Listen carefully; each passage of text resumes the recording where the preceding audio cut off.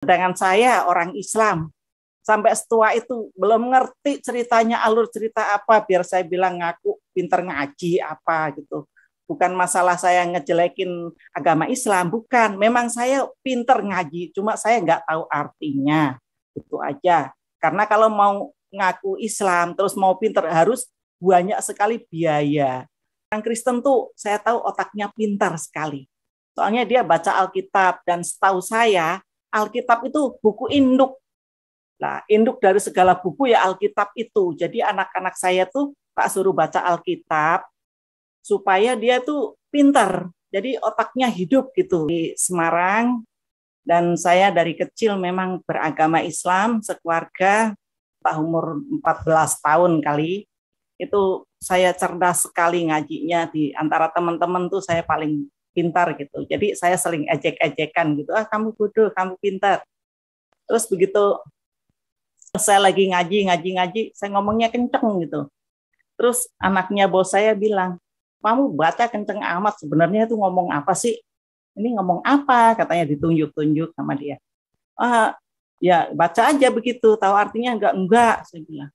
Enggak tahu lah, enggak ada yang tahu. Orang sekampung juga pada pinter baca, tapi enggak ada yang tahu. Terus akhirnya saya bilang, dia bilang, oh enggak bisa, itu namanya buta huruf. Sama aja kamu buta huruf, enggak bisa apa-apa. Tapi itu saya enggak hiraukan. Ya. Di kampung juga ada lagi yang ngomong, ngaji sok pinter lu. Iya emang aku pinter, aku bisa. Buta huruf. Itu tuh tiap ayat itu ada artinya. Ah masa? Iya itu kan ngomongnya bahasa Arab, cuma kamu kan nggak tahu. Akhirnya dari situ saya, aduh bener ya, iya ya. Padahal aku baca itu capek loh mulutnya. Tapi kalau umpama itu sedih, aku yang nggak nangis. Umpama lucu, aku nggak ketawa. Umpama itu menakutkan, horor, aku juga nggak merasa takut, biasa-biasa aja tuh. Akhirnya udah itu saya taruh di situ. Lama-lama saya tiap kali buka lemari, ganggu, akhirnya sebelah rumah itu ada tukang guru ngaji, udah tak kasihkan dia. Udah sampai sekarang ada di masjid kayaknya sih. Udah gitu Tuhan itu bilang, ya besok ada tak datengin dokter khusus dari luar negeri khusus untuk kamu katanya. Tapi begitu malam itu saya tidur itu kok nggak dikasih datang, nggak ada yang datang. Saya nanya lagi malamnya, Tuhan mana yang itu, yang dokternya katanya Tuhan datangi dokter khusus untuk saya dari luar negeri. Udah gitu dia jawab, ada yang lebih penting daripada kamu tuh enggak apa-apa. Tuhan, udah aku sakit beneran kenapa? Terus nggak taunya tuh hari malam kelima kayaknya dia datang. Ini dokternya datang benar, dia bilang, mana kamu gak sakit, kamu udah sembuh katanya. Ih, ini sakit beneran, di sini dipegang dong, dilihat-lihat, namanya dokter tuh biasanya meriksa gitu. Baju saya tuh tak buka-buka tuh perut itu, dipegang sama dia. Kamu sakit, saya dokter diutus khusus buat kamu. Kamu tuh udah sembuh katanya. Iya udah sembuh dok, udah. Terus aku bangun. Puji Tuhan, aku udah sembuh. Aku belum bisa puji Tuhan. Aku belum jadi orang Kristen. Yang udah Kristen tuh putra-putriku 2. Tak sekolahkan di Kristen supaya itu karena orang Kristen tuh saya tahu otaknya pintar sekali. Soalnya dia baca Alkitab, dan setahu saya Alkitab itu buku induk. Nah, induk dari segala buku ya Alkitab itu. Jadi anak-anak saya tuh tak suruh baca Alkitab supaya dia tuh pintar. Jadi otaknya hidup gitu. Jadi saya sendiri nyuruh-nyuruh terus, tapi saya enggak pernah ikut-ikutan baca. Karena apa? Jadi saya nyuruh anak-anak saya ini, enggak, saya nyuruh anak-anak saya baca Alkitab, apa itu, saya seperti main layang-layang. Anak-anak tuh tak suruh, kamu harus gini, tapi saya sendiri di bawah terus, megang benang. Gitu. Jadi layang-layang udah sampai kemana, sayanya masih di bawah aja. Tapi anak-anak saya tuh yang perempuan itu, yang nomor 2 itu dia pintar. Kalau udah baca itu langsung dia datang ke saya, dia cerita apa. Kalau yang lucu dia yang ketawa ngakak-ngakak, saya ikutan ketawa ngakak-ngakak. Iya sampai begitu ya yang ya. Iya mah lucu. Kalau yang seru gitu, masa sih sampai gitu banget gitu. Iya mah, waduh saya takut banget sama God mah. Saya takut mah sampai begitu. Ya makanya kalau jadi orang baik itu harus kamu ngerti, lihat itu mana yang baik, mana yang buruk, kamu bisa ngambil yang baiknya sayang ya. Anak-anak saya itu bisa, tapi yang laki itu tadi belum cukup gede karena dia masih TK, jadi belum bisa karena orang bisa baca Alkitab apa, bisa ngerti artinya tuh setelah kelas 5 SD. Kalau bisa dari kelas 3 aja, udah pinter aja, aku merasa tuh, waduh anak saya udah bisa ngerti gini. Sedangkan saya orang Islam, sampai setua itu belum ngerti ceritanya, alur cerita apa, biar saya bilang ngaku pinter ngaji apa gitu. Bukan masalah saya ngejelekin agama Islam, bukan. Memang saya pinter ngaji, cuma saya nggak tahu artinya.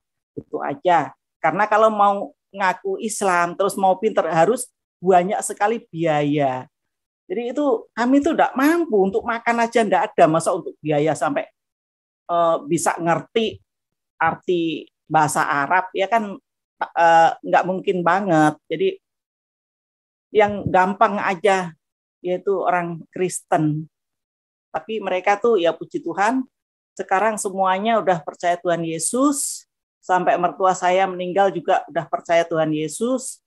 Aku dengar mantan suami saya juga udah percaya Tuhan Yesus. Tapi zaman dulunya waktu aku masih situ tuh kakaknya suami saya tuh sering kali ributin, yang di ngomongin tuh harta melulu. Terus saya ngomong sama suaminya, ajarin tuh dia nggak punya Tuhan tuh, bawa dia ke gereja, nanti pasti dia jadi punya kesadaran. Akhirnya dia juga cuma tak bentak-bentak gitu doang. Padahal itu saya kalau dipikir-pikir sama mereka tuh saya tidak ada apa-apanya, saya itu orang jalanan, orang miskin, nggak pernah dianggap deh. Tapi saya punya kejujuran, saya berani ngata-ngatain orang itu munafik apa segala macam, bawa ke gereja biar jadi orang benar. Ya seperti itu, akhirnya dia puji Tuhan juga sekeluarga ke gereja.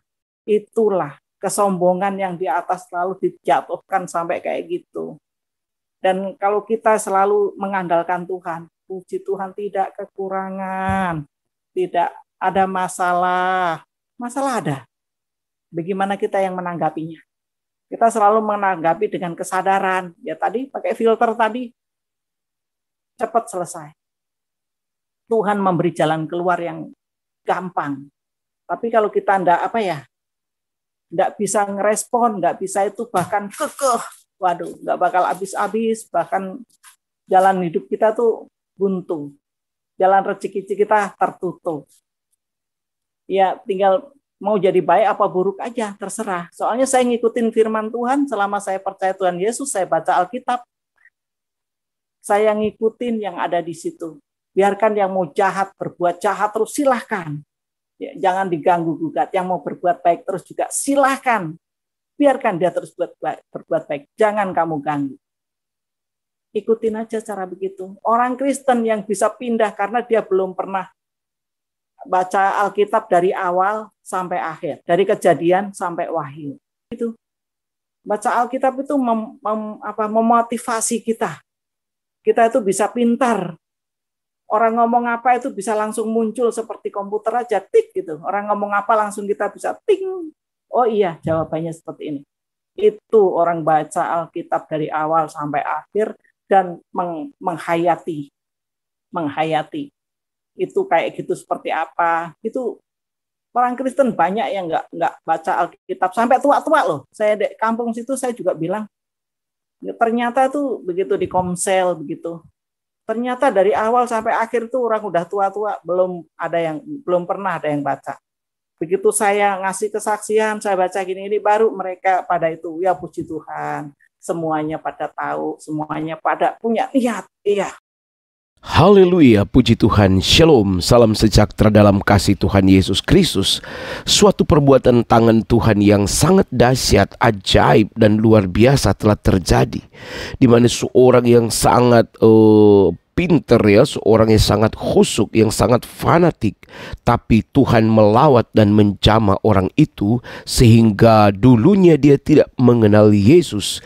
Justru dengan kehidupannya setelah dia mengenal Yesus, satu keluarga besarnya semuanya percaya kepada Yesus Kristus. Bahkan anak-anaknya lebih dulu percaya dan bahkan menghafal Alkitab. Kalau ibunya adalah seorang penghafal kitab suci yang lama di agama lamanya, maka anak-anaknya menjadi penghafal kitab suci Alkitab. Luar biasa saudara-saudara ya. Kalau bukan Tuhan yang bekerja, kalau bukan Tuhan yang menyatakan, kalau bukan Tuhan yang memilih dia, tidak mungkin terjadi demikian. Tapi inilah Tuhan kita yang sedang memenangkan negeri ini bagi kemuliaannya. Kita percaya bahwa hanya Yesus juru selamat satu-satunya, dan keselamatan itu tidak ada kepada yang lain. Nah, bagaimana kesaksian selengkapnya ini sangat luar biasa. Silakan saudara ikuti kesaksian berikut ini. Haleluya.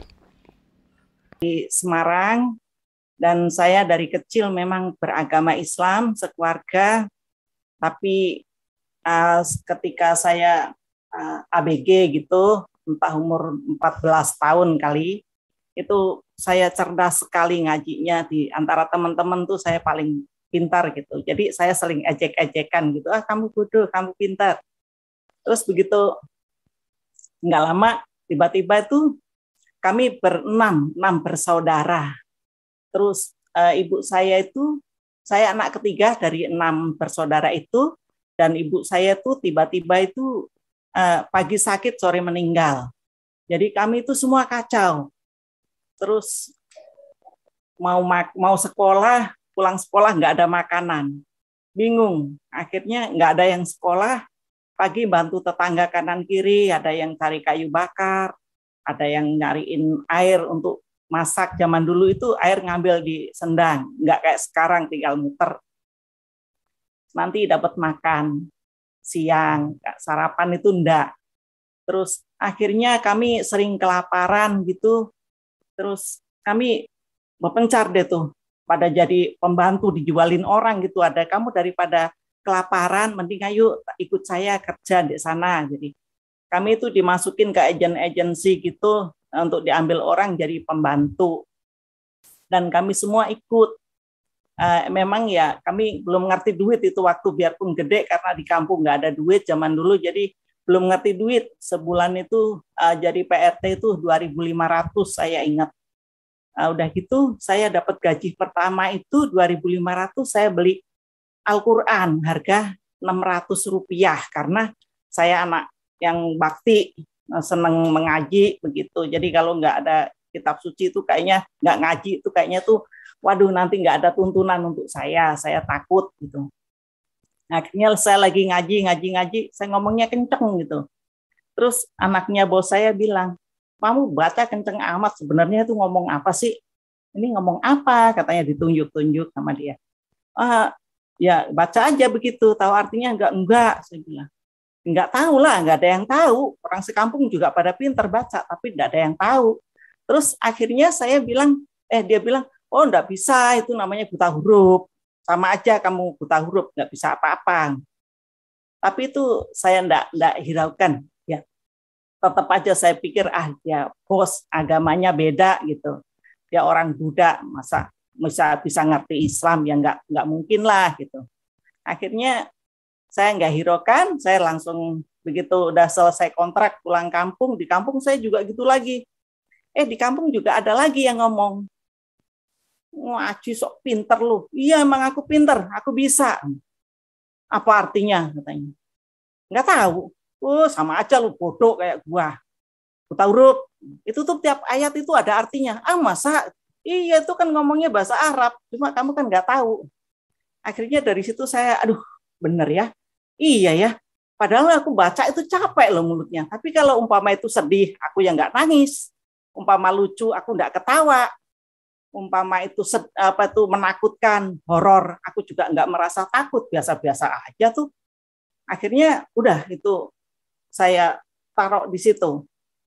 Lama-lama saya tiap kali buka lemari ganggu, akhirnya sebelah rumah itu ada tukang guru ngaji, udah tak kasihkan dia. Udah sampai sekarang ada di masjid kayaknya sih.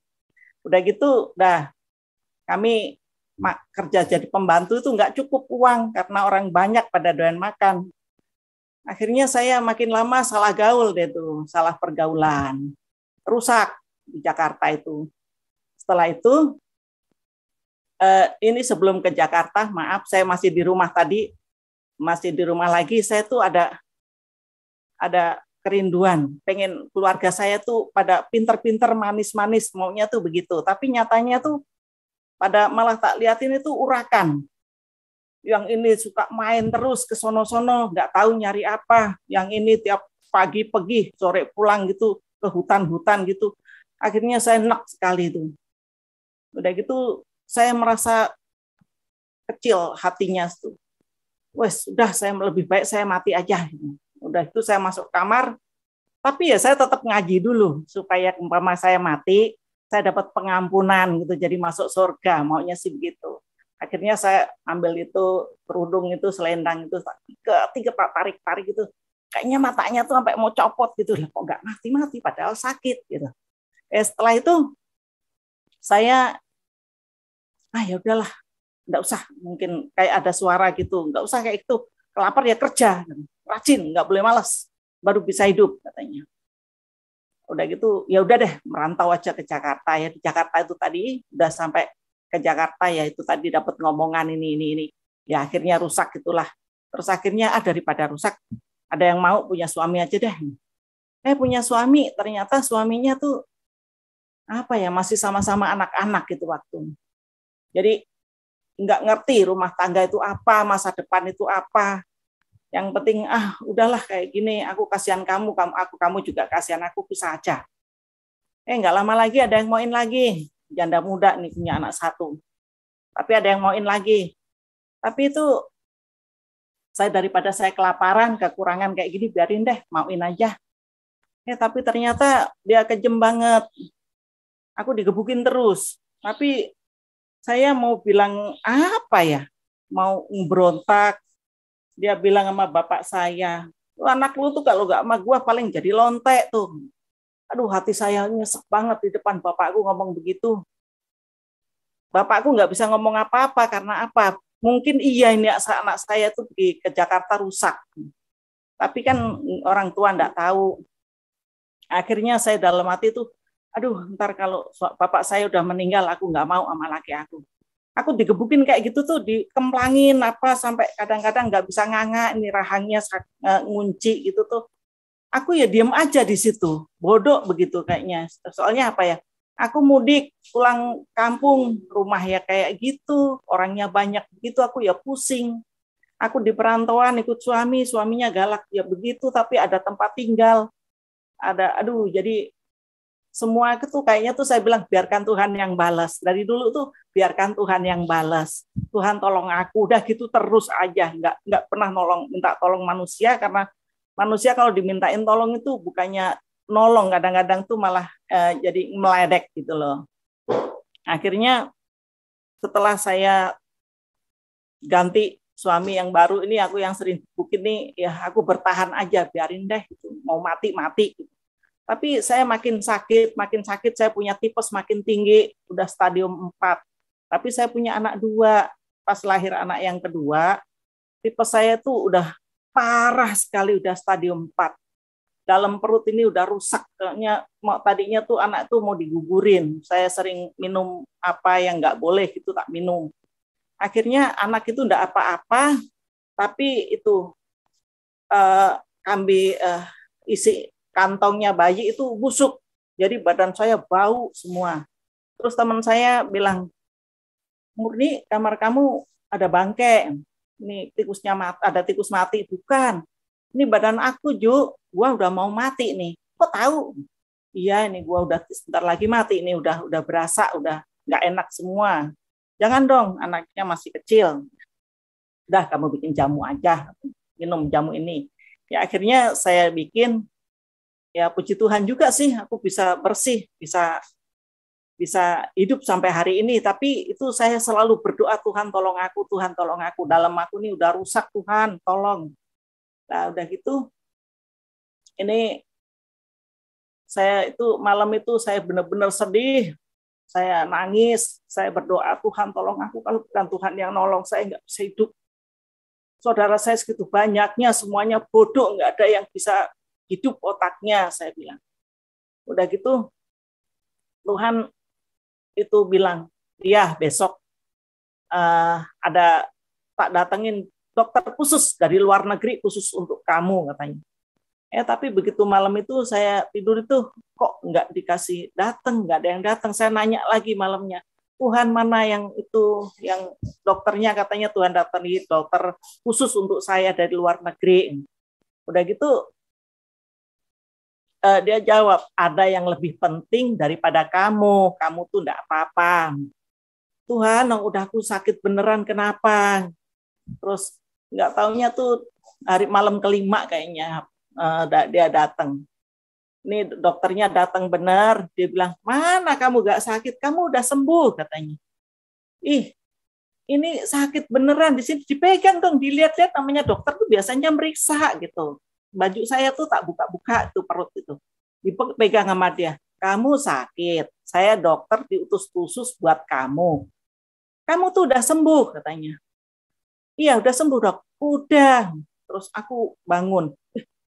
Puji Tuhan, aku udah sembuh. Aku belum bisa puji Tuhan. Aku belum jadi orang Kristen.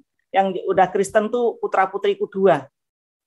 Tak sekolahkan di Kristen supaya itu karena orang Kristen tuh saya tahu otaknya pintar sekali.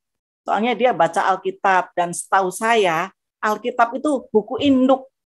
Nah, induk dari segala buku ya Alkitab itu. Jadi anak-anak saya tuh tak suruh baca Alkitab supaya dia tuh pintar, jadi otaknya hidup gitu. Jadi saya sendiri nyuruh-nyuruh terus, tapi saya enggak pernah ikut-ikutan baca. Karena apa? Saya kerja terus, saya kan dagang warung untuk makan.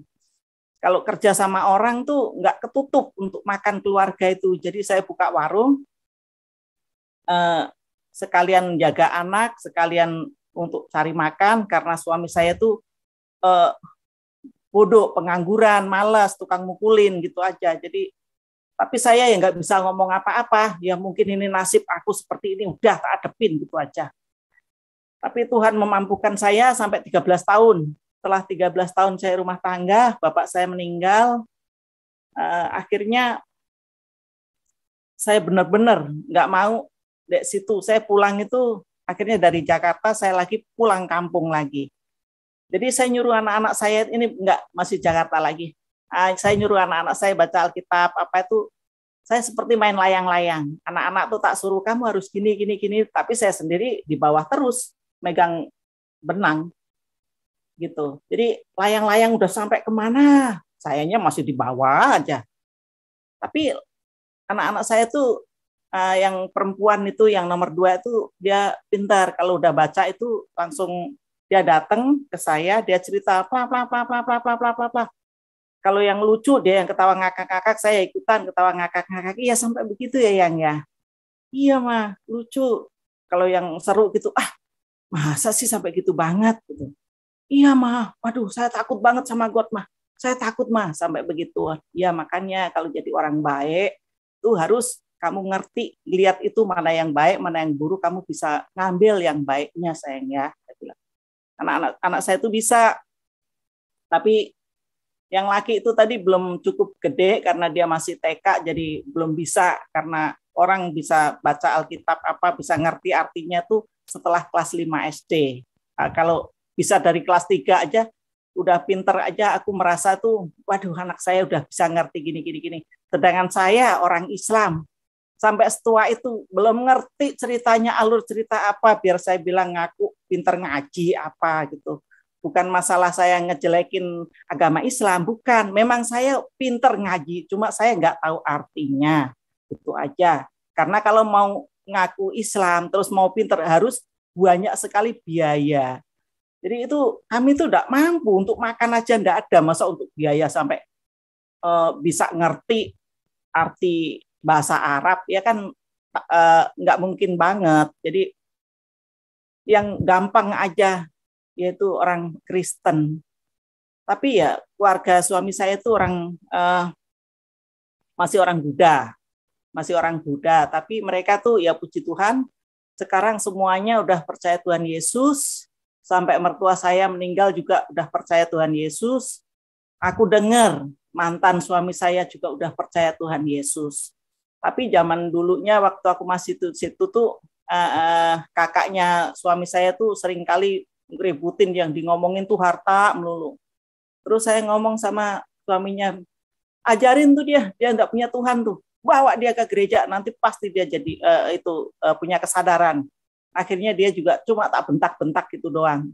Padahal itu saya kalau dipikir-pikir sama mereka tuh saya tidak ada apa-apanya, saya itu orang jalanan, orang miskin, nggak pernah dianggap deh. Tapi saya punya kejujuran, saya berani ngata-ngatain orang itu munafik apa segala macam, bawa ke gereja biar jadi orang benar. Ya seperti itu, akhirnya dia, puji Tuhan juga sekeluarga ke gereja. Entah itu 100% apa enggak, yang jelas dia udah masuk gereja. Gitu aja, karena umpama saya ikut campur juga udah nggak didengerin, karena saya bukan apa-apa mereka, udah pisah sama keluarga mereka. Dan puji Tuhan juga akhirnya bapak saya meninggal. Bapak saya meninggal sebelum 100 hari saya udah pulang ke rumah.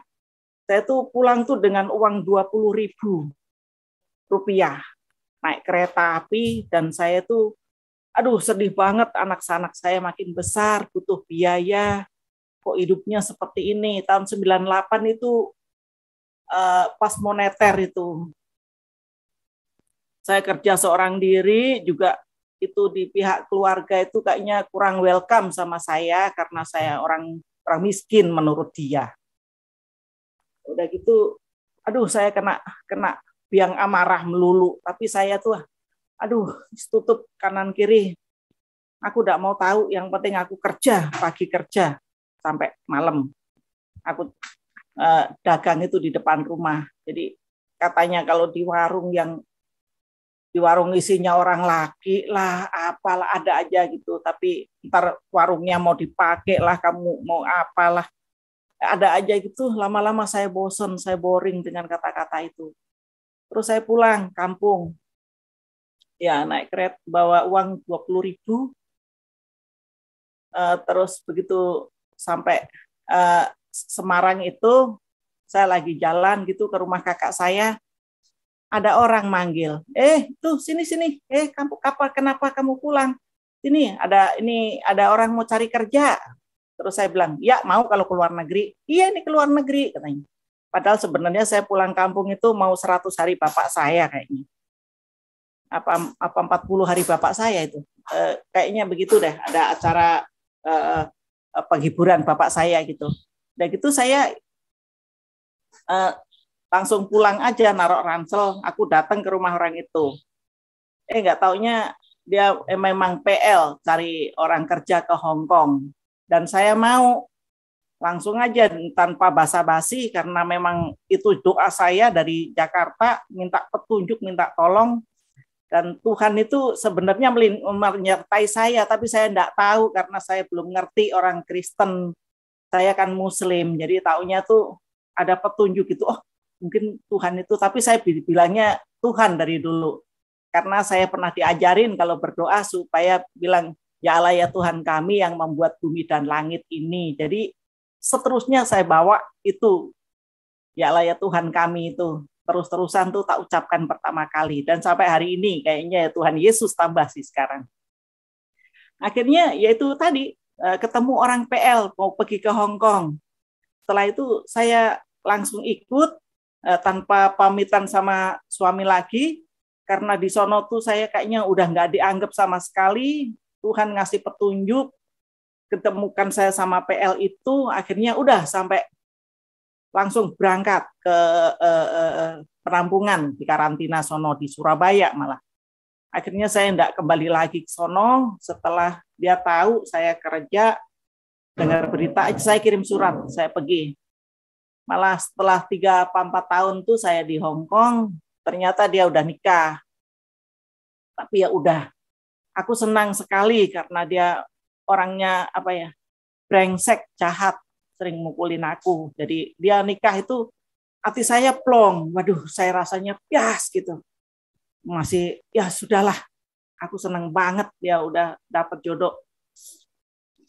Udah gitu saya makin semangat kerjanya. Akhirnya anak-anak saya udah, setelah saya berapa tahun saya nyalengin dah punya, sebelum anak saya punya biaya besar untuk sekolah, saya nyelengin dulu beli tanah, sebidang tanah, nanti kali aja anak saya nanti kuliah kurang duit, itu bisa dijual gitu. Tapi puji Tuhan, saya sampai nguliahin anak 3 itu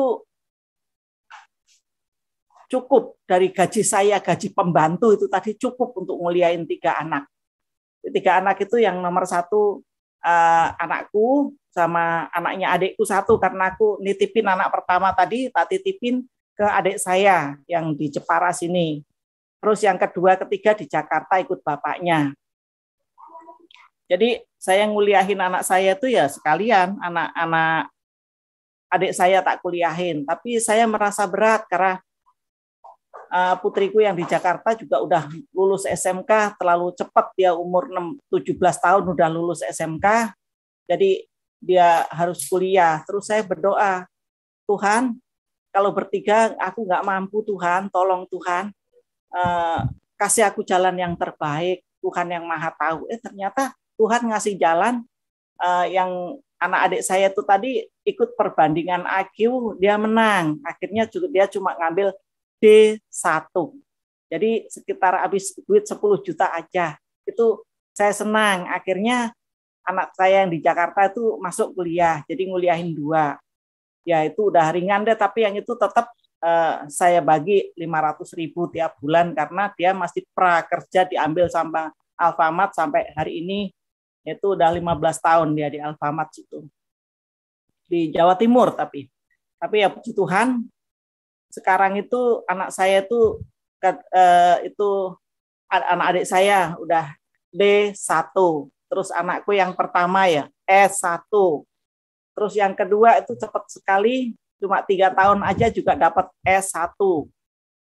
Terus saya belum sampai selesai di Hong Kong itu, saya udah mulai sakit-sakitan karena saya freshing kerja dari kecil. Saya kerja lama-lama saya masih usia 50 tahun itu udah sering loyo sakit-sakitan gitu. Tapi ya puji Tuhan, saya selalu sakit apapun. Saya minta sama Tuhan, Tuhan aku nggak bisa berobat. Ini saya sakit begini-gini, ini pongkrong sakit lah, tulang ekornya mengok lah, apa gitu, saya minta aja sama Tuhan. Tapi Tuhan kasih petunjuk dan saya menyembuhkan sendiri dengan cara sendiri. Tuhan kasih saya akal untuk menyembuhkan diri saya. Puji Tuhan sekarang bisa jalan lagi dan saya bisa kerja lagi seperti orang normal biasa, waras. Ini saya puji Tuhan waras. Terus setelah itu saya masih belum, ini masih ya ini ngomongin yang sekarang, ini kembali lagi ke Hong Kong. Nah, di Hong Kong itu saya sering kena sakit-sakitan. Oh iya, ini ngomongin di Hong Kong ini sakit-sakitan, betul. Puji Tuhan, ampuni aku. Nah, terus saya ngomong-ngomong terus sama teman-teman. Ini saya punya sakit gini. Tolongin. Ada teman saya tuh bilang, "Oh nih, nggak usah, yuk tak kasih obat." Kan di sana bagi baby sister itu nganterin anaknya pada nari.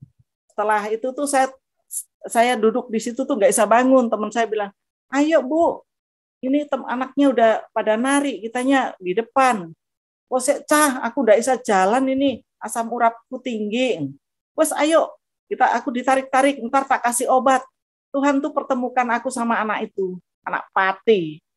Namanya juga lupa aku sampai hari ini, lupa. Tapi selalu tak bawa dalam doa, dia tak suruh Tuhan kasih kesehatan karena dia orang baik, udah nolong saya. Tuhan nolong saya lewat anak itu, dan saya minta Tuhan memberkati anak itu, memberi dia anak itu ya berkatlah, baik kesehatan maupun materi Tuhan kasih karena dia udah dipakai Tuhan untuk nolong saya. Dan setelah itu saya tuh mau pulang, udah dari Hong Kong mau pulang itu gara-garanya tuh saya itu ngorok.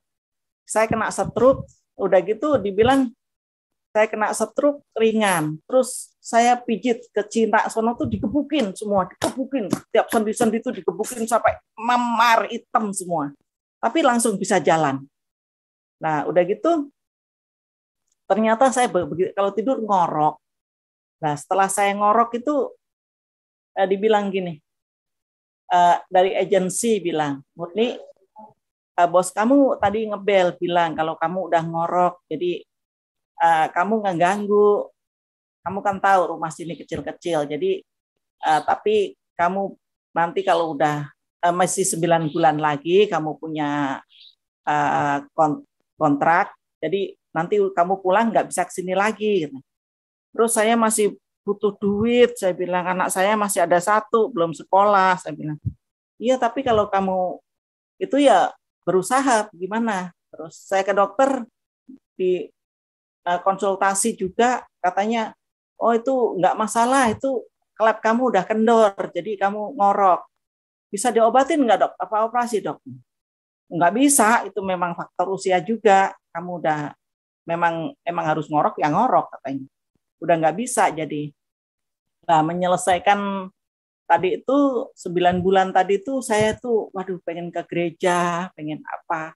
Kenapa saya kayak gini? Saya tuh banyak dosa. Terus setiap malam itu saya berdoa terus akhirnya saya ketemu sama teman saya tuh bawa selembaran dari gereja gitu. Saya tanya, "Ih, kamu orang gereja ya? Itu boleh dong, gereja mana?" Itu di Junuan. Boleh dong saya mau datang sono, soalnya saya nggak bilang saya orang Muslim.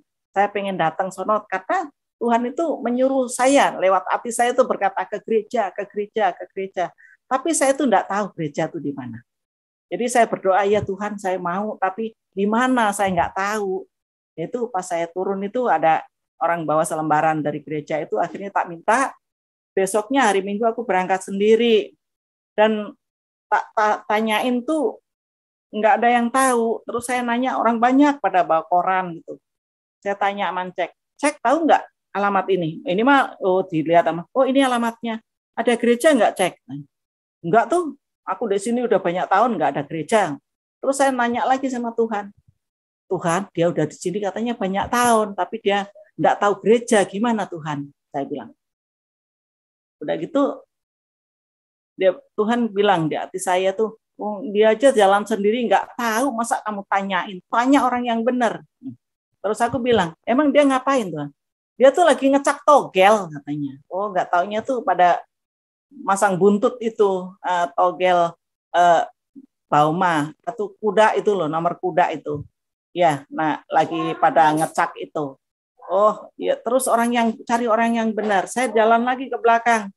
Terus ada orang berdiri di depan toko emas itu pakai jas, entah itu pekerja, entah yang punya toko, aku nggak tahu, tanya aja.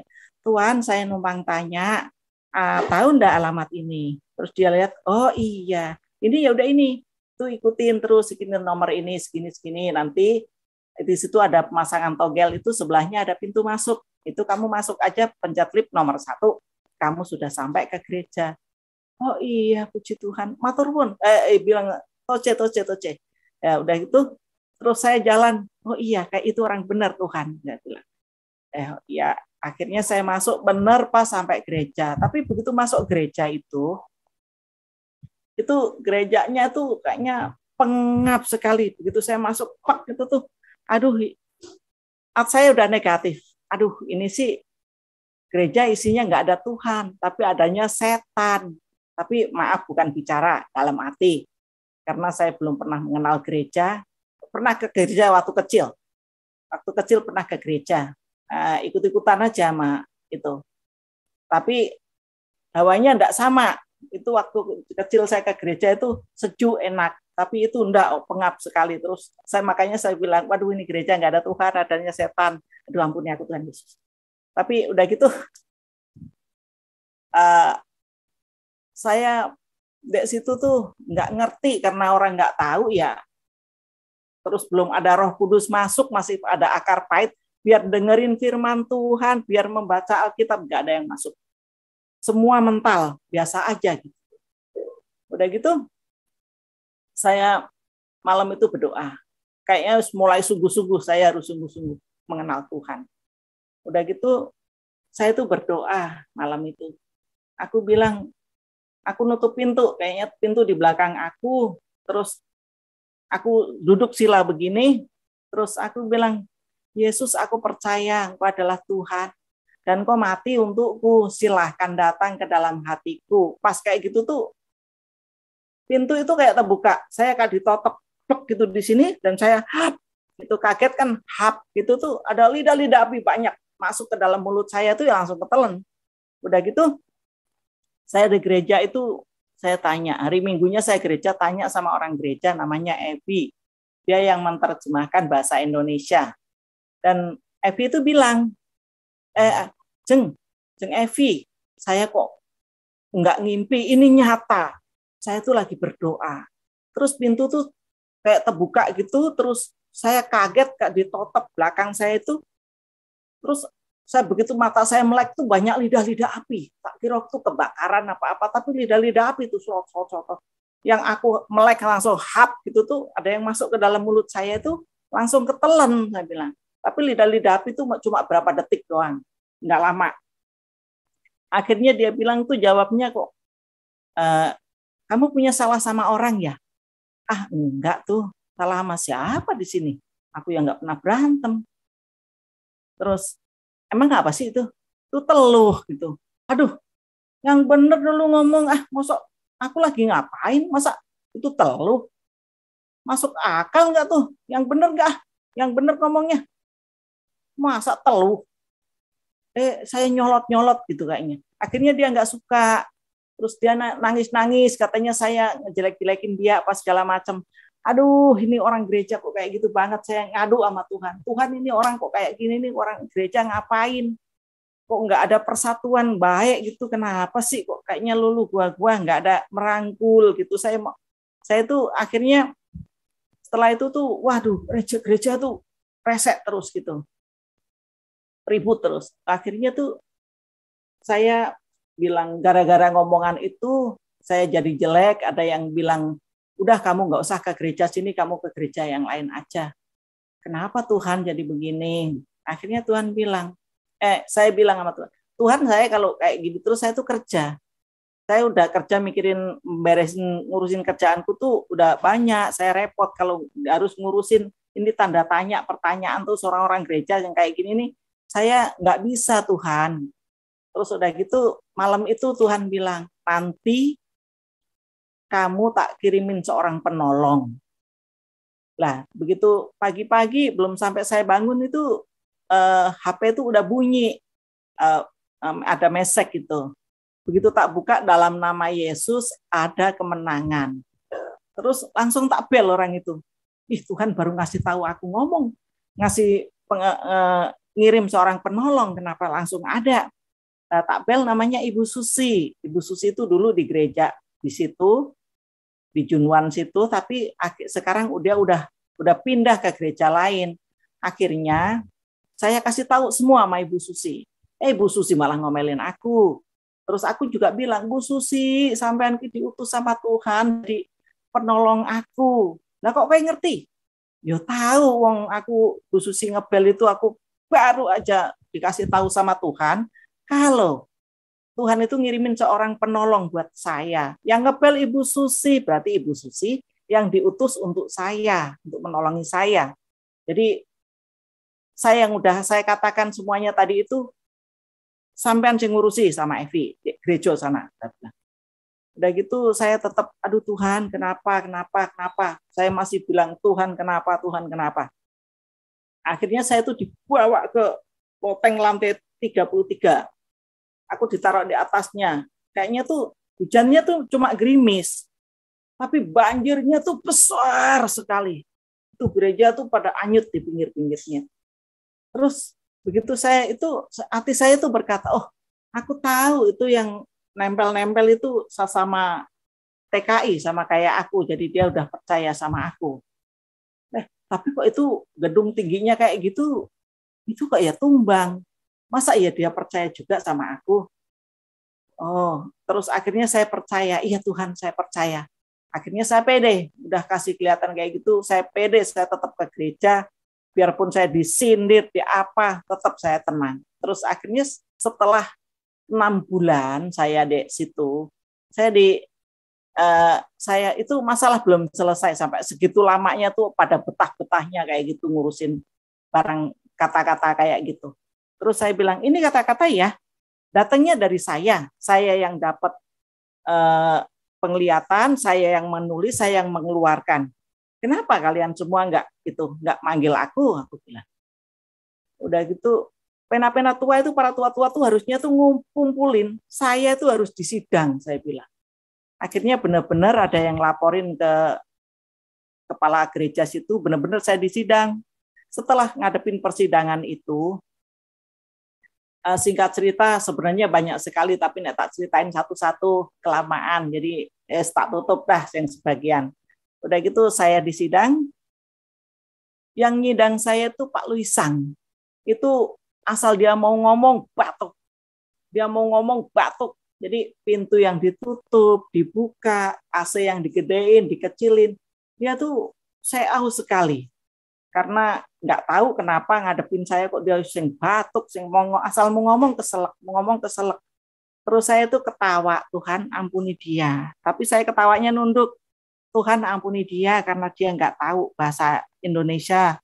Dia juga percaya sama orang di sebelahnya karena penerjemahnya itu dia pikir ya udah orang paling benar, jadi dia nggak tahu.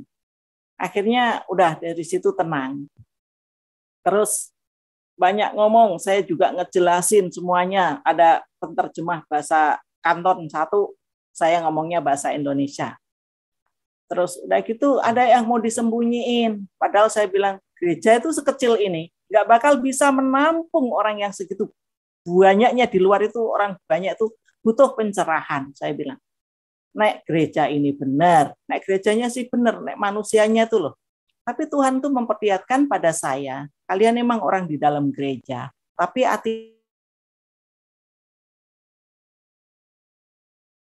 bisa begitu karena di dalam gereja sini sampean satu sama lain tuh saling ngikut, nggak ada yang bersatu.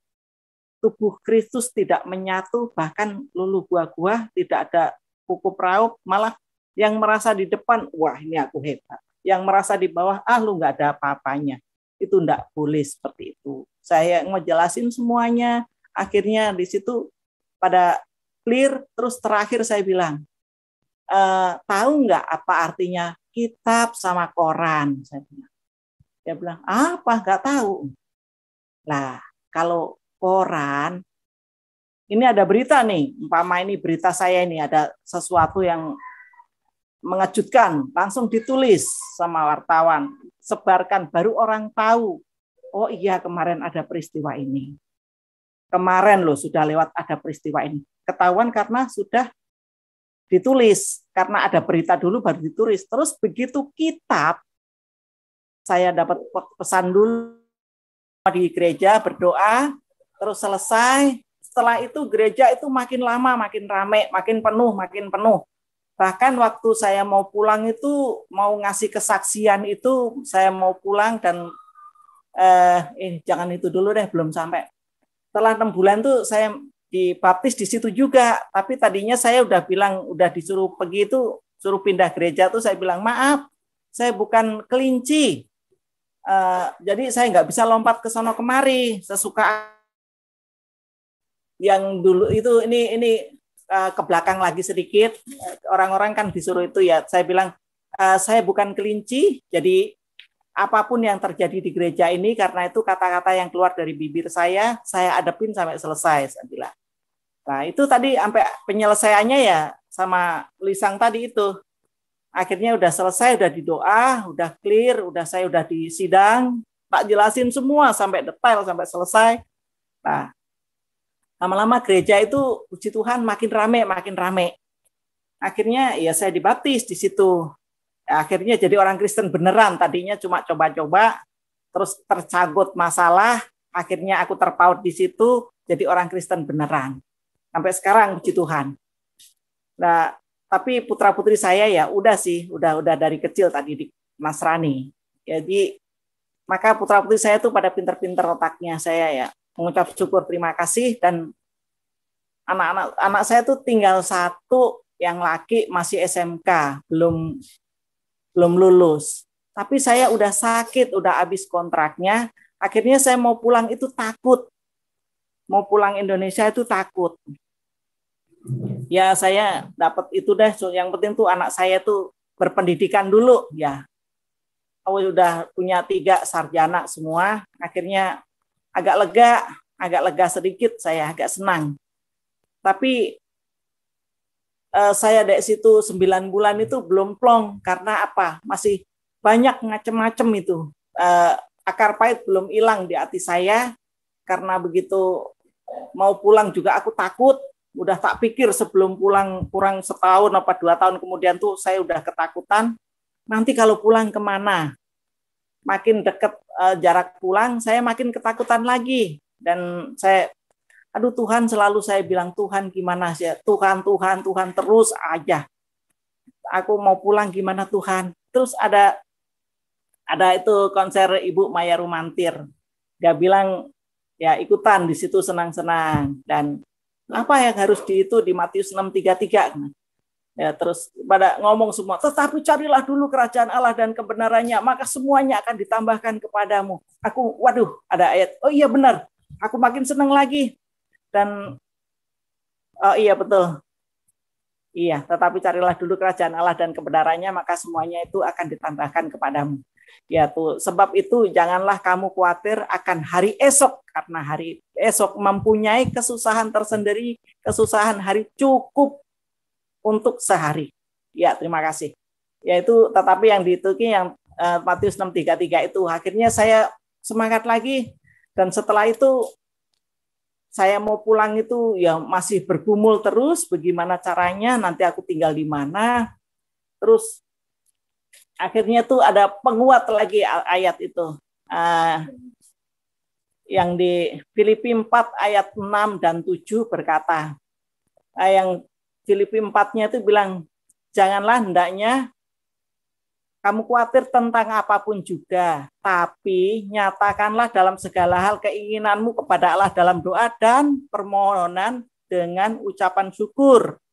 Nah, itu terus aku kalau bisa semuanya ini, bisa melakukan semuanya ini, ya damai sejahtera Allah yang melampaui segala akal akan memelihara hati dan pikiranmu dalam Kristus Yesus.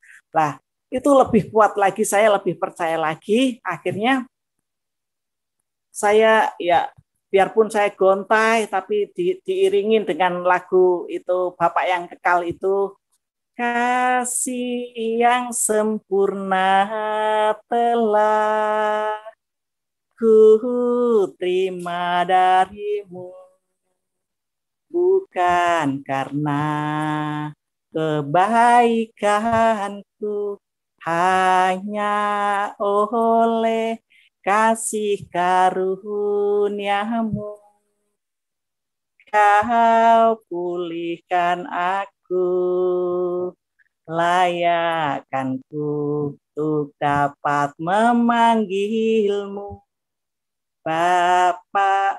Kau beri yang ku minta, saat ku mencari ku mendapatkan, ku ketuk pintumu dan kau bukakan, sebab kau Bapakku, Bapa yang kekal. Takkan kau biarkan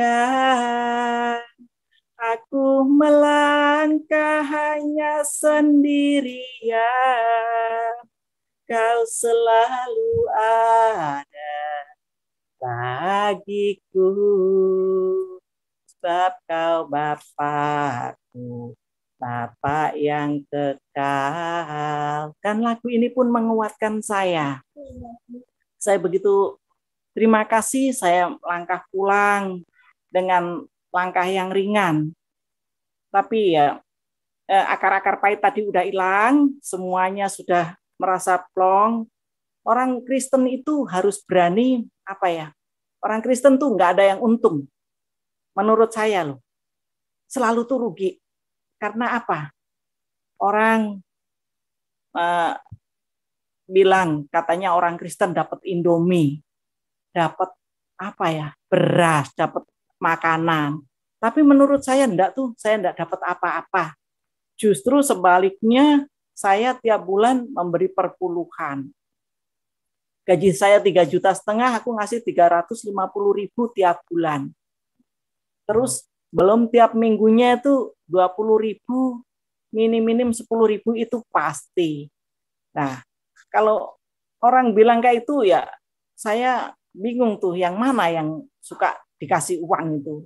Saya dari baru sampai hari ini belum pernah saya, ya wajar aja setahun sekali Natalan itu dapat bingkisan dari gereja. Ya itu doang. Tapi selalu bilang karena dibayar. Bayar pakai apa? Uang umat segitu banyak mah. Akhirnya ya yakin aja, percaya. Kita memberi perpuluhan itu Tuhan kembalikan kok. Tuhan kasih saya entah itu rezeki dari mana, tapi itu ada aja.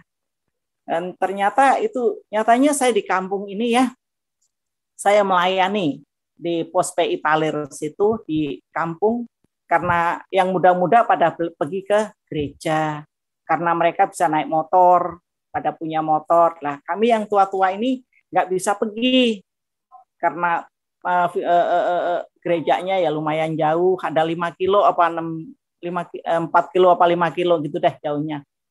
Udah gitu kami yang tua-tua ini, jadi saya itu dapat tugas dari gereja induk, saya yang memimpin di situ. Tadinya 2 minggu sekali, terus begitu 2 minggu dari induk, 2 minggu saya. Terus begitu kena COVID itu, ada COVID itu selama 2 tahun tuh non-stop saya pegang. Sekarang udah mulai lagi, malah tiap minggu udah mulai dari induk datang ke Sydney. Jadi saya cuma sekedar liturgi aja. Tapi di situ saya senang sekali saya bisa mengabdikan diri saya pada Tuhan untuk membimbing orang yang nggak bisa pergi jauh. Ya udah saya ngadepin di situ sampai hari ini, puji Tuhan hampir 3-4 tahun ini saya ngebimbing di situ. Tapi ya saya kurang kurang bisa kayak mereka tuh yang di gereja besar-besar tuh bisa bahasa roh, bisa apa. Tapi saya enggak bisa. Saya hanya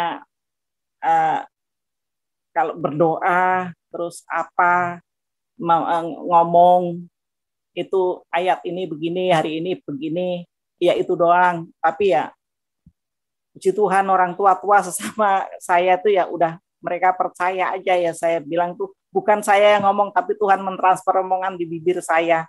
Saya bilang gitu aja, saya serahkan semuanya itu pada Tuhan. Dan setelah itu saya masih sering kali dikasih mimpi lagi.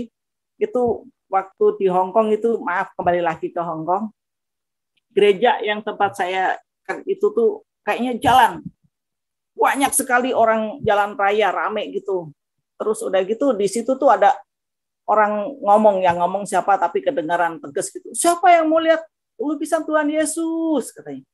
Saya bilang, saya.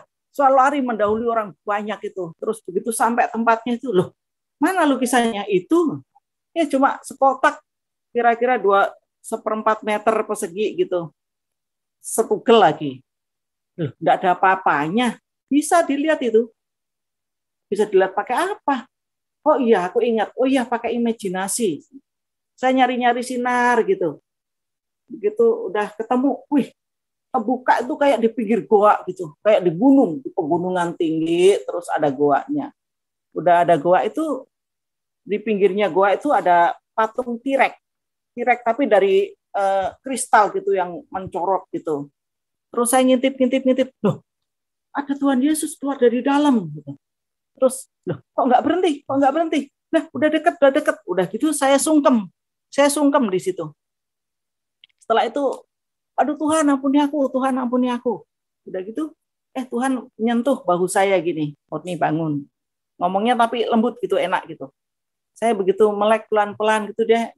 Depan saya udah ada semacam kalender gitu, gambarnya orang-orang itu. Ini kalau mau lihat 12 para nabi. Dibuka gitu satu-satu. Udah gitu saya tuh nggak ngeliat mukanya itu nabi siapa. Yang tak lihat itu sendalnya. Pakai sendal apa ya? Kok bisa jalannya dari ujung ke ujung sampai se-Asia, bisa ke itu semua sama dia. Terus udah gitu yang paling terakhir tuh aku dibentak, lihat mukanya, jangan lihat kaki. Saya kaget lihat muka, kayaknya botak-botak gitu, mungkin itu kayaknya sih kayak Musa gitu kali. Iya kayaknya sih kayak Nabi Musa gitu. Kayak kalau nggak Nabi Musa ya Paulus, mungkin salah satunya. Udah gitu, terus oh iya, loh kok otak kayak gitu orangnya. Udah gitu saya nggak tahu kesenggol apa, kayak ada yang bangunin, aku bangun. Ih Tuhan, kenapa saya bisa ngimpi di goa begitu ya? Itu Tuhan Yesus ngasih ngeliat ketemu Tuhan Yesus. Tapi kalau aku berapa kali ketemu Tuhan Yesus itu nggak pernah ngeliat mukanya. Yang lainnya tuh saya kayaknya masih anak kecil. Terus yang lainnya tuh nggak kelihatan mukanya karena apa ya? Mungkin tuh terang apa emang saya tuh yang nggak bisa ngeliat mukanya, pokoknya nggak bisa kelihatan mukanya. Ya sampai ada 3 kali itu. Yang terakhir itu juga udah di kampung saya ngimpi lagi. Itu kayaknya ya di jalan kuburan itu, ini saya udah pulang setelah saya di kampung sekarang ini sih, belum yang lalu. Ini masih di Hongkong. Akhirnya saya tuh selalu tuh, aduh Tuhan tolong aku. Jadi kayak ada perasaan tuh saya jadi orang Kristen tuh emosinya udah kurang.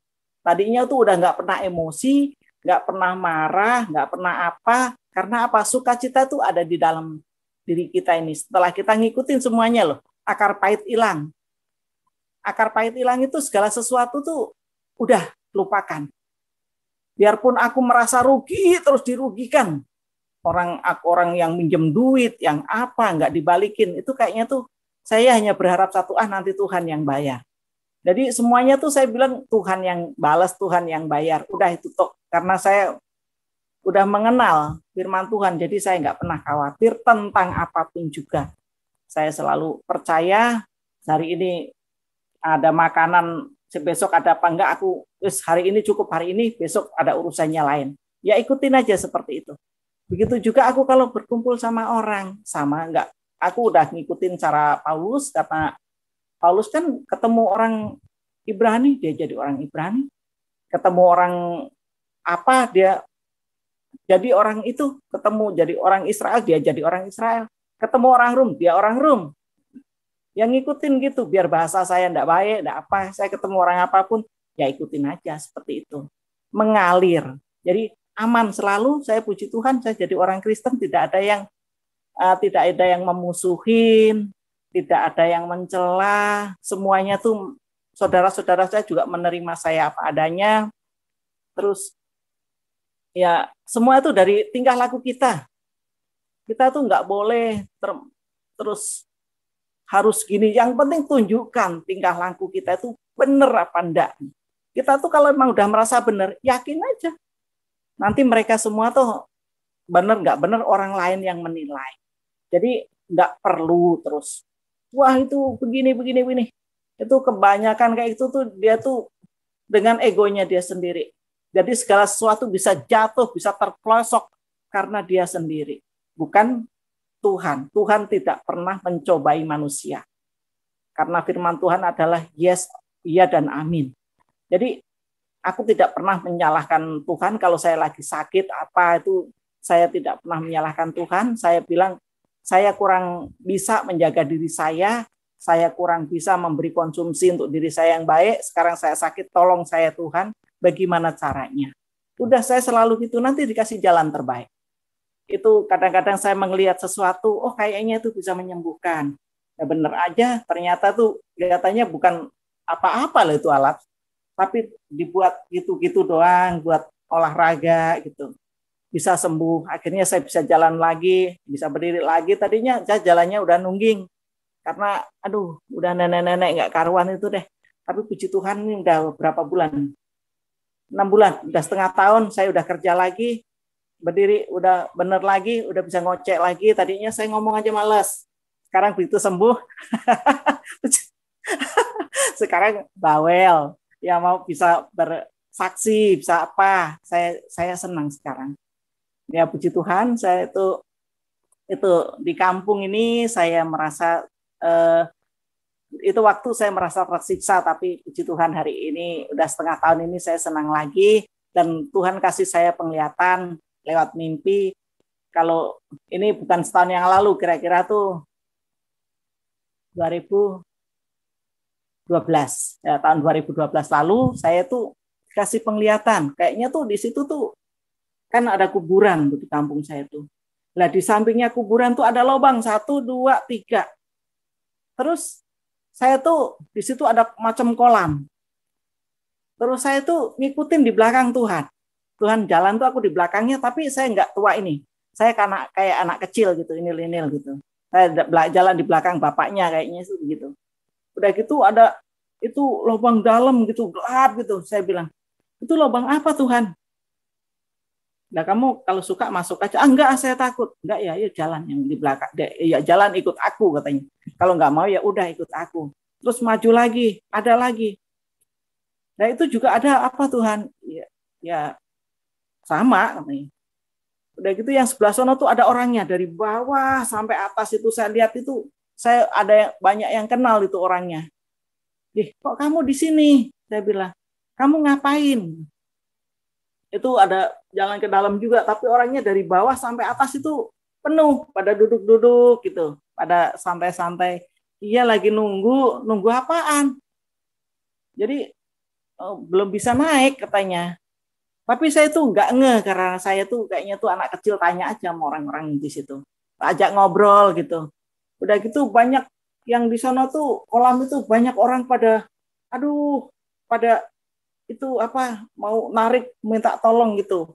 Tapi Tuhan tuh lewat-lewat aja. Terus saya di belakangnya tuh Tuhan sombong amat gitu.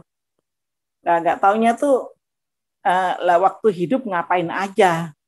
Kok sampai begitu masih mau minta tolong, ya udah itu ada urusannya lain, bukan urusan Tuhan lagi katanya. Itu orang lain lagi yang pegang.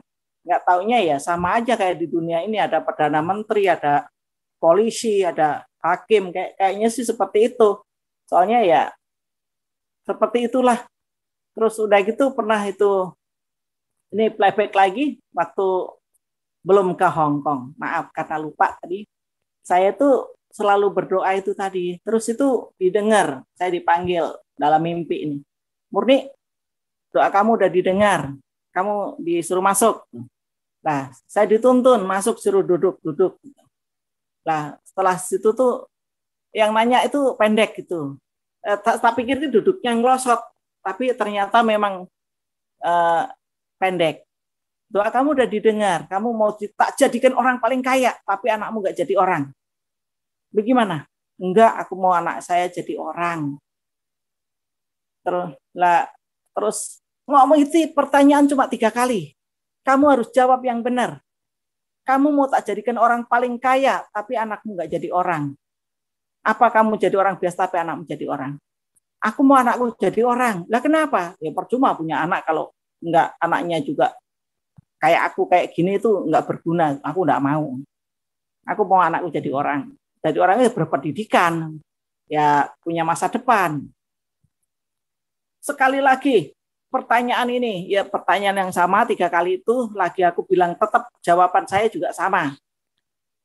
Mau anakku jadi orang. Jadi saya tahu saya butuh uang, tapi itu ternyata roh yang ada di dalam hati saya itu saya benar-benar nomorsatukan putra putri saya, nomorsatukan keluarga saya. Saya mau anak-anak saya jadi orang. Udah gitu juga akhirnya lagi mau diketok, udah itu yang diminta, iya. Lagi mau diketok kayak gitu tuh ada orang, itu tidak adil katanya. Akhirnya saya bangun, ada orang ganggu gitu, malah aku nengok gitu, nggak taunya aku bangun. Ya udah itu tok. Terus saya bangun, ya sampai hari ini tapi nggak bisa lupa, padahal itu udah 30 tahun yang lalu mimpinya. Udah gitu, setelah itu saya ada pergumulan lagi, saya sering sakit-sakitan itu lagi, udah mulai sakit lagi. Saya ya selalu berdoa, Tuhan tolong aku. Aku dulu tuh kalau sakit itu saya berdoanya tuh minta duit Tuhan, nanti aku mau berobat. Nggak taunya tuh begitu minta dapat duit, entah itu seperak, 2 perak, zaman dulu kan ya paling 10, 15 ribu, 30 ribu, 50 ribu paling top. Tapi saya ngeliat anak saya lapar, ya mending tak kasihkan anak saya makan. Akhirnya saya dikasih kesadaran, terbuka hatinya, minta itu jangan itu, minta itu ya kesehatan. Dengar orang ngomong, saya akhirnya tuh saya sadar, oh iya ternyata itu Tuhan itu bisa menyembuhkan. Aku kan pernah disembuhkan berkali-kali, tapi kenapa saya nggak bisa ingat gitu loh. Ya karena roh itu belum ada sama saya, belum ada Roh Kudus, dan adanya tuh emosi. Orang kalau sakit-sakitan terus kurang keurus, nggak ada yang memperhatikan, itu adanya emosi. Nah itu pernah saya alami dulu. Jadi kalau saya lagi sakit, nggak ada yang urusannya aku. Aku adanya emosi, marah-marah, nggak ada Roh Kudus, di hati adanya setan. Iblis, di hati saya itu isinya iblis. Jadi emosi dan emosi. Nggak ada kelemah lembutan. Tapi ya saya yakin aja setelah saya percaya Tuhan Yesus, hati saya itu lembut. Ya ada masalah langsung tak selesaikan, langsung udah. Jadi hati ini benar-benar tuh jangan ada akar pahit, jangan ada kepahitan lah. Nggak ada. Jadi enak gitu.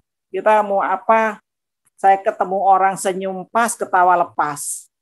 Nah, saya sekarang ini kalau mau berdoa nggak lain-lain, saya minta, Tuhan, saya pengen makan enak, tidur nyenyak. Itu tuh. Itu yang tak minta.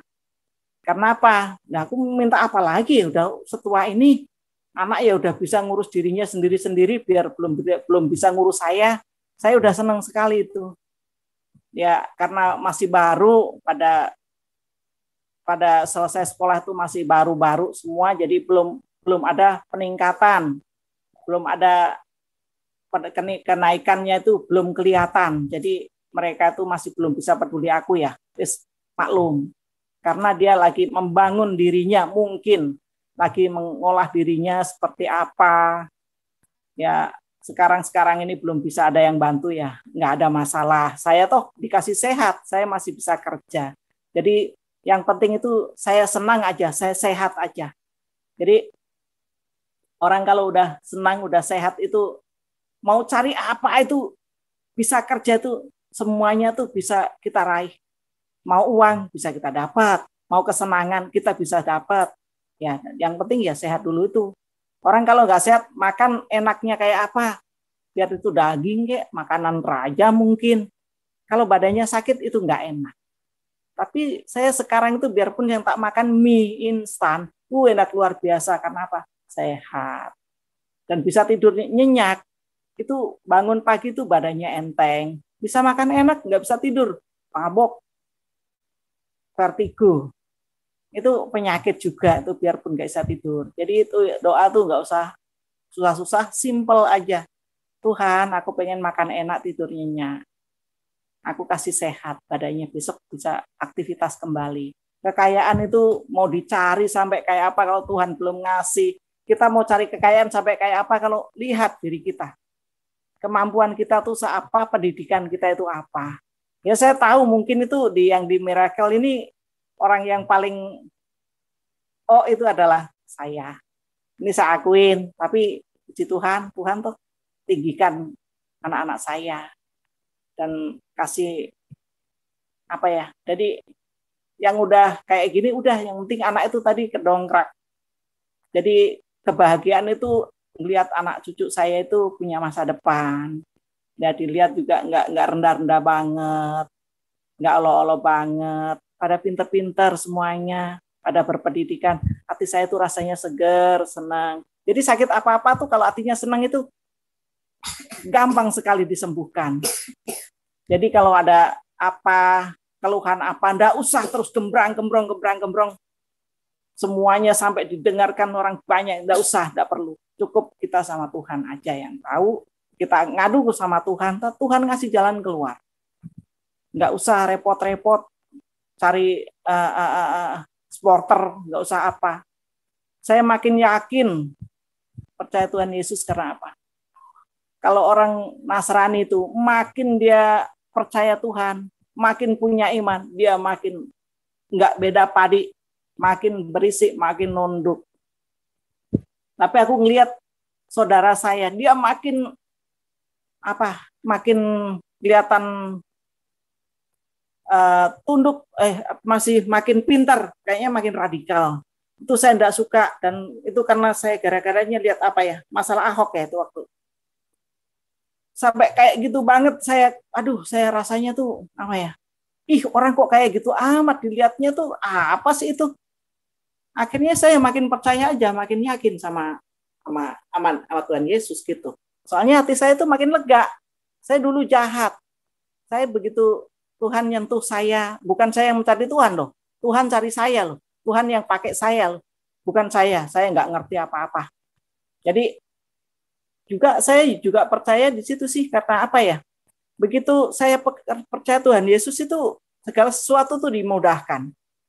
Memang saya selalu rugi uang, tapi saya dikasih kesehatan, dikasih nggak pernah kekurangan saya kayaknya. Ya makan ya tiap hari ada makan.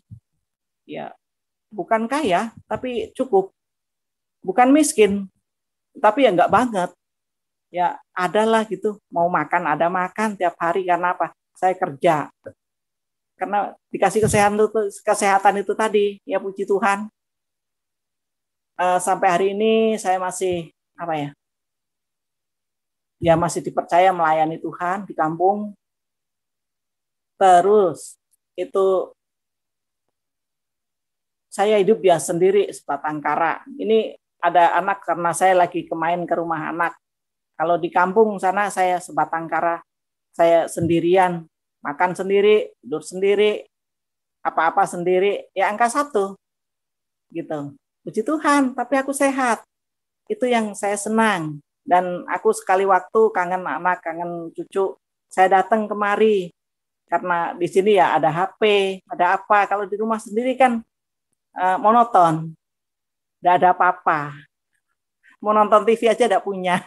Jadi kalau mau nonton TV ke rumah tetangga, ya maaf nih nggak apa-apa sih, orang itu juga sekarang nggak seberapa penting. Kalau pulang kerja juga capek langsung tidur, nggak mungkin nonton TV. Tapi ya kalau ada untuk hiburan, nggak ada ya kita bisa nawar dah, nawar sama Tuhan. Tapi ya puji Tuhan, aku senang sekali sudah bisa memberi kesaksian. Mungkin kata-kata saya tuh kurang bagus, kurang tertata, teratur. Sebenarnya saya ya udah itu sih. Tapi ya kadang-kadang ngelantur seperti itu. Karena apa? Orang tua itu kalau ngomong kadang-kadang itu sering kali nasehatin anaknya, membawakan firman Tuhan. Jadi kalau ngomong seperti ini kadang-kadang itu ya ngelantur. Padahal itu firman Tuhan sudah mengatakan di Amsal 4:23 ya. Amsal 4:23 bilang, janganlah hendaknya kamu khawatir tentang apapun juga. Apa tuh? Itu ya. Amsal 4:23. Jagalah hatimu dengan segala kewaspadaan karena dari situlah terpancar kehidupan. Ya, Amsal 4, jagalah hatimu dengan segala kewaspadaan karena dari situlah terpancar kehidupan. Ya, dari situ aja kita udah belajar itu. Amsal 4:23, ya udah. Itu udah mengademkan hati. Segala sesuatu tuh yang dijaga tuh hati. Tapi kadang-kadang itu manusiawi. Iya, namanya juga manusia. Mau sabar-sabar suatu saat ya kesabaran itu hilang. Ya itulah yang terjadi. Padahal itu udah dikatakan, jagalah hatimu dengan segala kewaspadaan karena dari situlah terpancar kehidupan. Orang hidup itu harus menjaga hati. Coba kamu bicara. Kalau dari hati langsung keluar ke mulut, pasti banyak salah. Tapi kalau dari hati disaring dulu ke otak, karena otak kita tuh ada filter tuh gunanya untuk menyaring. Yang disaring apa? Ya kata-kata yang saya mau keluarkan tadi harus disaring dulu. Tapi kalau udah tua kayak gini kadang-kadang lupa loh, penyaringan tuh filternya tuh enggak dipakai, jadi kadang-kadang terocos kayak gitu. Orang yang nggak ngerti sakit hati. Nah tapi kalau udah disaring yang bener sama salah tuh banyak benernya. Nah itu, tapi jarang sekali orang yang bisa diajarin seperti itu. Saya sendiri kadang-kadang dibilang jarkoni, bisa ngajar esong lakoni. Itu kadang-kadang dibilang begitu. Tapi ya aku bilang langsung, aku ya ketahui minta maaf. Karena saya pun berkata, manusiawi, masih kedagingan. Ya maafin saya juga mengerti deh hal kayak gitu. Jadi saya bertemu dengan orang apapun, saya selalu tuh saya nggak pernah merasa tua, biarpun saya usianya 57. 57 itu sebenarnya tuh udah nenek-nenek, tapi saya belum merasa tua tuh kenapa? Karena hati saya, jiwa saya tuh muda. Karena hati saya selalu senang, saya selalu bernyanyi, beria-ria. Sebalik kerja, sebalik nyanyi, teriak-teriak, padahal yang dinyanyiin itu kadang-kadang itu dari Bapak yang Kekal larinya kemana. Dari lagu apa larinya kemana kayak gitu, tapi orang yang dengerin ya nggak ngerti, kadang-kadang yang ngerti kalau yang seiman yo dia bisa negor nyanyi gue kok sing bener toh nek mosok nyanyi kok songkon di mlayune rindi. Nah, tapi kalau teman-teman kita yang muslim kan nggak tahu, taunya mau wong edan nyanyi ya udah, kami memang fan-fan aja di tempat kerja itu, lucu-lucuan aja gitu, jadi hatinya tuh selalu senang. Orang senang itu darahnya itu segar. Orang senang itu darahnya segar. Nggak ada itu tadi, harus dengan pakai Amsal tadi, Amsal 423, menjaga hati. Jadi hati kita tuh kalau selalu dijaga tuh, hati kita tuh ada lautan dan juga api. Kalau lautan tuh lagi bergelora gitu, itu menandakan kalau kita tuh hati kita tuh sedang dilanda kebahagiaan. Dilanda cinta, dilanda apapun. Cinta bukan berarti pria wanita, kita mencintai keluarga kita, anak-anak kita, kerjaan kita, itu cinta.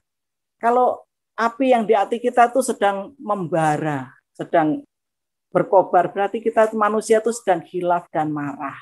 Jadi air sama api itu tadi itu ada di dalam hati kita tuh, lewat filter kita. Kenapa kok bisa kayak gini? Nah, disejukkan kembali dengan lautan tadi, laut samudra di hati kita tuh lebih besar dari samudra yang manapun kayaknya sih. Lebih dalam dari samudra manapun, karena nggak bisa dijajakin, nggak bisa diukur. Manusia tuh seperti apa, kayak gitu. Jadi kalau mau aman, ya tadi itu. Juga anak-anak kita, saya sama anak-anak saya, biar anak-anak saya itu pintar dan saya enggak pintar, tapi saya bilang tuh apa, anak saya yang kurang ajar sama saya tuh, anak yang perempuan pernah ngatain saya apa, saya enggak tahu, lupa juga sih. Saya langsung emosi, enggak bisa kayak gitu. Nah, kalau dia udah ngasih saya sesuatu, membantu saya umpama tiap bulan, tapi dia ngomongnya sembarangan sama saya, berarti orang itu enggak, anak itu kurang ajar. Itu harus saya tegur. Detik itu juga harus saya tegur. Saya enggak suka kamu kata-kata begitu. Aku tahu kamu membantu aku, tapi itu kayak gitu, kalau dibiasakan, aku gagal mendidik kamu. Ya tak berantas langsung. Kalau anak saya mau marah sama saya, udah tak kasih tahu kesalahanmu kayak gitu enggak baik. Itu enggak boleh ya, enggak boleh. Kamu makin marah sama aku, itu kamu sudah besar, kamu bisa mikir. Nanti suatu saat kamu jadi ibu, anak kamu kayak gitu sama kamu juga marah. Ya udah tak jelasin gitu. Begitu juga sama keluarga atau teman saya. Mereka enggak benar, tak jelasin langsung. Saya ngomong bla bla bla bla bla. Ada yang langsung emosi, ada yang langsung mendiamkan saya. Tapi saya selalu tuh kalau udah terakhir tuh tak kasih tahu. Ini masalah, saya sampai marah-marah kayak gini, aku udah kasih tahu. Kalau kamu, ya memang kamu tak tegur kayak gini nih, kamu malu karena aku tahu semua kejelekan kamu, tak tegur, ada orang dengar, kamu makin malu lagi, aku bilang. Tapi kejujuranku tadi menyadarkan kamu. Jadi kayak gitu aja sih.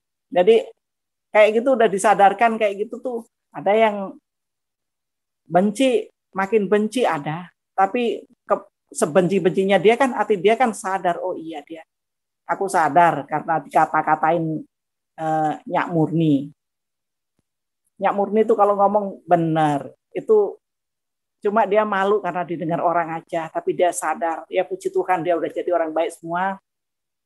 Orang berteman sama aku sejahat-jahatnya apapun, menjadi baik, bisa jadi orang baik. Karena apa? Saya selalu tuh biar habis ngomong bla bla bla bla, itu kejelekan dia, kekurangan dia tak cukupkan, dan saya itu tetap memimpin, tetap membopong dia supaya dia tuh benar-benar jadi baik. Tapi ya puji Tuhan, benar-benar jadi baik. Enggak ada yang memusuhi saya, nggak ada yang membenci saya, bahkan anak-anak saya juga ya belum pada maju sih karena masih baru, tapi selalu saya bawa dalam doa supaya putra-putri saya juga dapat jodoh, punya masa depan, saya dapat perhatian. Kalau orang udah punya keluarga kan ya ada perhatian nanti sama saya, karena mereka kan belum pada keluarga, masih mikirin dirinya sendiri, jadi saya masih harus mikirin diri saya sendiri, cari untuk diri saya sendiri. Tapi Tuhan mampukan, puji Tuhan. Saya tidak pernah bergantung sama siapa-siapa, orang yang udah merugikan saya. Saya minta supaya dia cukupkan dia Tuhan, supaya dia tidak jahat lagi. Kalau dia tetap nggak dicukupkan, nanti dia tetap menipu orang sana-sana, aku takut nanti dia di penjara, dia dibawa ke polisi, di penjara. Itu doa saya terus-terusan buat orang yang menurut saya kurang baik, menurut saya dia kurang apa ya, kurang mampu. Orang bisa berbuat jahat karena apa? Kurang mampu. Dia memiliki keinginan sesuatu tapi tidak mampu, mau tidak mau lek ono sing ditipu. Dia ya lebih baik nipu kayak gitu. Tapi sebenarnya itu tidak baik.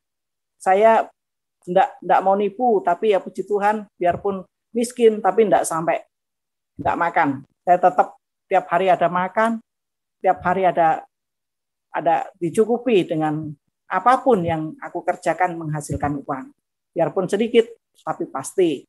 Itulah anak Tuhan Yesus. Jadi dengan apapun yang kita keluhkan, apapun yang kita rasakan, kalau kita menyatu dengan Tuhan Yesus, kita minta petunjuk dengan Tuhan Yesus, haleluya, tidak kekurangan. Sakit apapun disembuhkan karena kita percaya Yesus tuh dokter di atas segala dokter, penyembuh di atas segala penyembuh. Bahkan suami saya yang menghina saya, mengejek saya seperti itu, rumahnya bisa kebakaran habis. Sekarang itu saya nggak ngontrak-ngontrak. Saya punya rumah tinggal, biarpun jelek. Dia sekarang yang tadinya rumahnya mewah, sekarang dia ngontrak-ngontrak di rumah petak.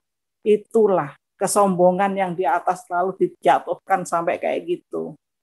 Dan kalau kita selalu mengandalkan Tuhan, puji Tuhan tidak kekurangan, tidak ada masalah. Masalah ada. Bagaimana kita yang menanggapinya? Kita selalu menanggapi dengan kesadaran. Ya tadi pakai filter tadi, cepat selesai. Tuhan memberi jalan keluar yang gampang. Tapi kalau kita nggak bisa ngerespon, nggak bisa itu bahkan kekeh, waduh, nggak bakal habis-habis, bahkan jalan hidup kita tuh buntu. Jalan rezeki kita tertutup. Ya tinggal mau jadi baik apa buruk aja, terserah. Soalnya saya ngikutin firman Tuhan, selama saya percaya Tuhan Yesus, saya baca Alkitab, saya ngikutin yang ada di situ. Biarkan yang mau jahat, berbuat jahat terus silahkan. Ya, jangan diganggu gugat. Yang mau berbuat baik terus juga silahkan. Biarkan dia terus berbuat baik. Jangan kamu ganggu. Ikutin aja cara begitu. Orang Kristen yang bisa pindah karena dia belum pernah baca Alkitab dari awal sampai akhir. Dari Kejadian sampai Wahyu.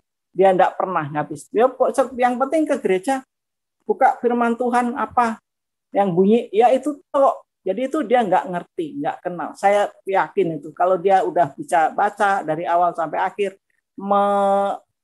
pertama itu ya pengenalan, kedua itu meresapi, ketiga itu apa ya, itu artinya apa?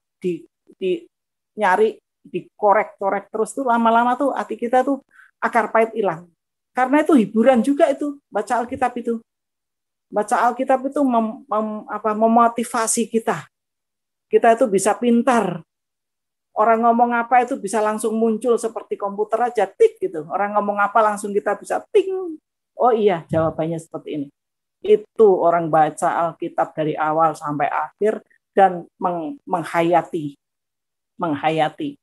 Itu kayak gitu seperti apa. Itu orang Kristen banyak yang nggak baca Alkitab sampai tua-tua loh. Saya di kampung situ saya juga bilang, ternyata tuh begitu di Komsel begitu.